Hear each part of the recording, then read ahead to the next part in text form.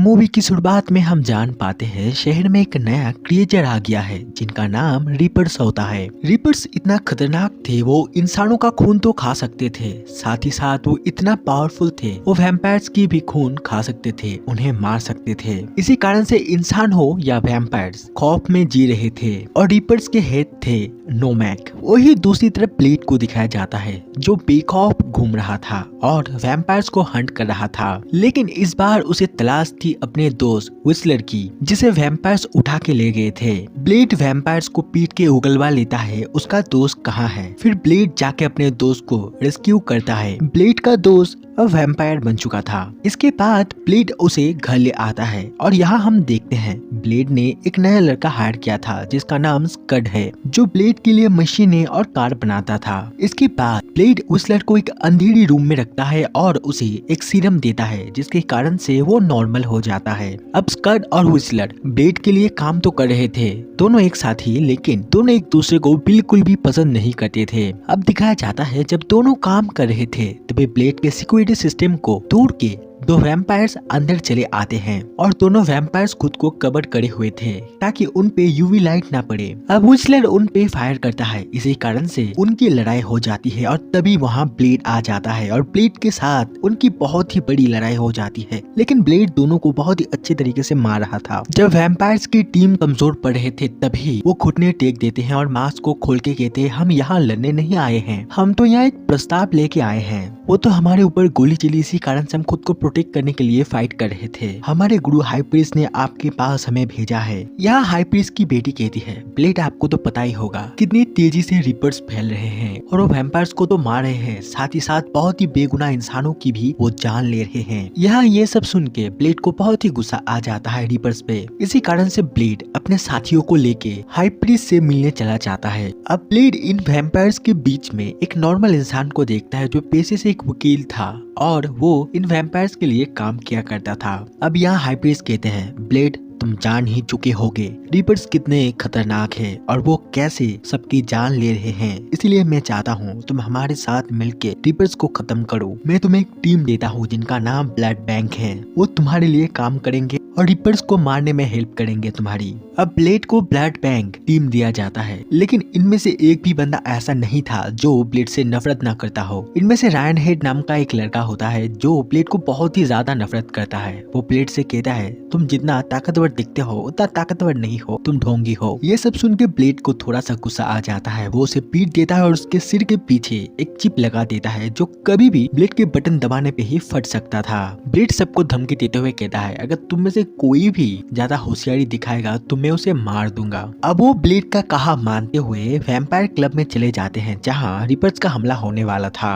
अब सारे वैम्पायर्स अपनी अपनी पोजीशन ले लेते हैं रिपर्स को मारने के लिए, लेकिन तभी वहाँ रिपर्स का कैप्टन नोमैक आ जाता है और नोमैक निशा को पकड़ लेता है। तभी ब्लेड वहां आ जाता है और उस पे फायर करने लगता है, लेकिन उस पे सिल्वर बुलेट का भी कोई भी असर नहीं हो रहा था। वही एक रीपर ब्लड बैंक टीम के सदस्य के ऊपर हमला कर देता है। वही बाहर का सीन दिखाया जाता है जहां स्टड वैन में था, तभी उसके ऊपर रीपर्स का हमला होता है और रीपर्स उन्हें मारने की कोशिश करते हैं और स्टड अकेला पड़ जाता है और कमजोर भी, इसी कारण से वो यूवी लाइट को ऑन कर देता है और रीपर्स जल के मरने लगते हैं। इसके बाद दिखाया जाता है ब्लेड सभी वैम्पायर्स को कह रहा है रिपर्स को मारने का एक ही तरीका है, उन पे यूवी लाइट डालो और वो जल के मर जाएंगे। इसके बाद व्हिसलर उन्हें रिपर को दिखाता है जो अधमरा था और वो एक टनल के ऊपर था और यहाँ सब समझ जाते हैं रिपर्स यही टनल से बाहर आते हैं। इसके बाद वो रिपर मर जाता है। इसके बाद उसे एक जगह लाया जाता है और उसके बॉडी की चीरफाड़ किया जाता है। अब उसकी बॉडी को चीरफाड़ करने के बाद उन्हें पता चलता है इन रिपर्स का हार्ट बहुत ही कमजोर है, अगर इस पे हमला किया जाए तो इन्हें आसानी से मारा जा सकता है और अगर इन पे यूवी लाइट भी डाला जाए तो भी ये मर सकते हैं। इसी कारण से ब्लेड और उनके साथी मिलके एक डिवाइस बनाते हैं जिससे बहुत ही खतरनाक और तेज यूवी लाइट निकलती थी और उस लाइट की रोशनी इतनी ज्यादा तेज और खतरनाक थी, रिपर्स पे पड़ते ही उनका मरना तय था।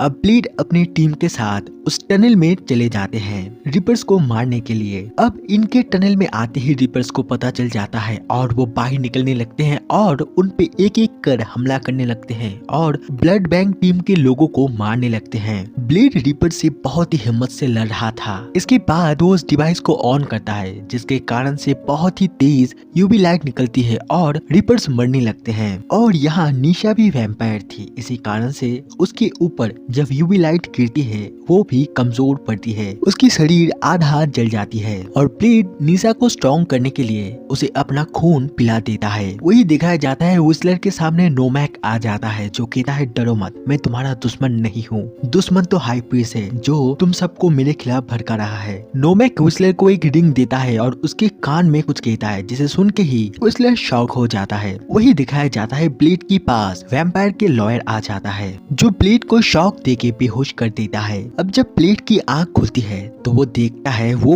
हाई प्रीस्ट के कब्जे में है, साथ ही साथ उसके दोस्त भी है। अब यहाँ व्हिसलर ब्लेड से कहता है जानते हो ब्लेड, ये लोग पहले दिन से हमसे झूठ बोलते आ रहे हैं, नोमैक ने मुझे सब कुछ बता दिया है और मुझे जिंदा भी छोड़ा है, ये लोग कुछ एक्सपेरिमेंट कर रहे हैं और जिसका साइड इफेक्ट है नोमैक। यहाँ हाई प्रीस्ट आ जाता है जो कहता है नोमैक को मैंने ही बनाया है, मैं कुछ ऐसा वैम्पायर क्रिएट करना चाहता था वो एकदम तुम्हारी तरह हो, तुम्हारी तरह स्ट्रॉन्ग, सूरज में चल सके, सूरज की किरणें उसे कुछ भी ना कर सके, लेकिन नोमैक को मैं इतना पावरफुल नहीं बना पाया, इसी कारण से मैंने तुम्हें फंसाया, कारण मुझे तुम्हारी खून चाहिए और तुम्हारी खून से ही बनेगा मेरे नए वैम्पायर्स। अब यहाँ व्हिसलर वही अंगूठी जिस अंगूठी को नोमैक ने दिया था उस अंगूठी को हाई प्रीस्ट की तरफ फेंकते हुए कहता है मुझे बताओ ये अंगूठी नोमैक को कैसे मिली। अब यहाँ हाई प्रीस्ट बताता है नोमैक और कोई नहीं, मेरा खुद का बेटा है और मैंने उसके ऊपर ये एक्सपेरिमेंट किया था और वो फेल हुआ और ये अंगूठी मैंने ही उसे दी थी।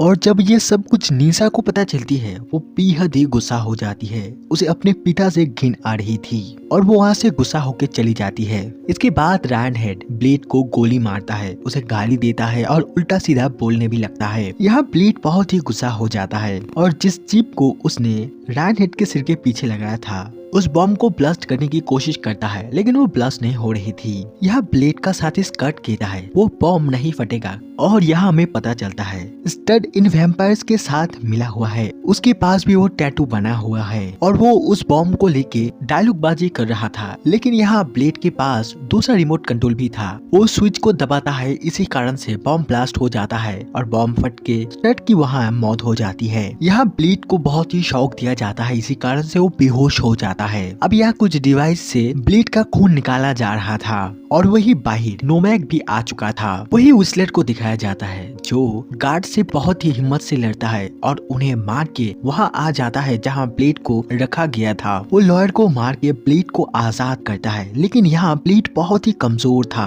और यहाँ ब्लेड को फिर से स्ट्रॉन्ग होने के लिए खून चाहिए था, इसी कारण से व्हिसलर उसे खून की तालाब में फेंक देता है और खून पीते ही ब्लेड अपने सेंसेस में आ जाता है और बहुत ही ज्यादा पावरफुल हो जाता है। यहाँ ब्लेड सभी गार्ड को बहुत ही बुरी तरीके से पीटता है और रायन हेड आता है ब्लेड से फाइट करने के लिए, लेकिन ब्लेड बड़ी ही बेरहमी से उसके 2 टुकड़े कर देता है। वही दिखाया जाता है हाई प्रीस्ट यहाँ से जान बचाने के लिए भाग रहा था, लेकिन निशा सारी गेट को बंद कर देती है कारण वो अपने पिता से बहुत ही गुस्सा थी। और तभी वहाँ नोमैक आ जाता है। यहाँ नोमैक के पिता हाई प्रीस्ट उसे इमोशनली ब्लैकमेल करने की कोशिश करते हैं, उसे मीठी मीठी बातें करने लगते हैं, लेकिन नोमैक सारे इमोशन को साइड में रखते हुए अपने पिता को मार डालता है और उनके सारे खून चूस के खा जाता है। और यहाँ निशा भी कहती है मुझे भी मार डालो और खत्म कर दो इस वंश को। यहाँ नोमैक उसे भी काट लेता है और उसका खून चूसने लगता है और तभी वहाँ ब्लेड आ जाता है जो उसे रोक देता है, उससे फाइट करने लगता है। लेकिन यहाँ नोमैक भी बहुत ही पावरफुल था, वो उल्टा ब्लेड को ही पीटने लगता है। ब्लेड नोमैक को तो मारता है लेकिन नोमैक ब्लेड को हद से ज्यादा मारता है, उसे कमजोर कर देता है। ब्लेड उसके सीने में अपना तलवार घोंप देता है, लेकिन फिर भी नोमैक को कुछ भी नहीं हो रहा था, वो उस तलवार को तोड़ देता है। लेकिन ब्लेड हार नहीं मानता और उस टूटे हुए तलवार से ही बहुत ही जोर से नोमैक के दिल के आर पार कर देता है और दिल भी रिपर्स का कमजोर एरिया था। इसी कारण से वो जलने लगता है और धीरे धीरे उसकी मौत भी हो जाती है। इसके बाद ब्लेड निशा के पास जाता है। यहाँ निशा तड़प रही थी और वो मरने वाली थी। तभी वो ब्लेड से कहती है, मेरी बस आखिरी विश है, मुझे सूरज की किरणें देखना है, क्या तुम मुझे दिखाओगे? ब्लेड कहता है हाँ जरूर। फिर ब्लेड निशा को बाहर ले आता है और यहाँ सूरज की किरणें उसके ऊपर पड़ती है। और आप जानते ही होंगे वैम्पायर्स कभी भी सूरज की किरणें से नहीं पाएंगे और निशा भी एक वैम्पायर ही है। और इसी कारण से सूरज की किरणें जब उसके ऊपर पड़ती है उसका शरीर तपने लगता है और धीरे धीरे उसकी शरीर राख में बदलने लगती है और उसकी भी मौत हो जाती है। और यही पे इस मूवी का दी एंड हो जाता है। अगर आपको ब्लीड पार्ट 1 देखना हो तो उसका लिंक आपको डिस्क्रिप्शन में मिल जाएगा, आप उसे जरूर देखिए, वो भी आपको बहुत ही पसंद आएगी। एक्सप्लेनेशन पसंद आई हो तो प्लीज सब्सक्राइब करना और थैंक यू फॉर वॉचिंग।